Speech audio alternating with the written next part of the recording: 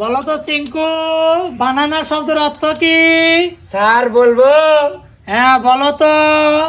যার না নাই তারই নামই বানানা। না রে পাগলা, হলো না হলো না।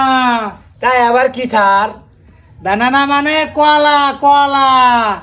কি কলা স্যার? আটে কলা না সাগর কলা না পাকা কলা না কাঁচা কলা না লোহার থাকা কলা না এই, কাঁচা থাম কলা? থাম থাম, সাগর কলা, সাগর কলা।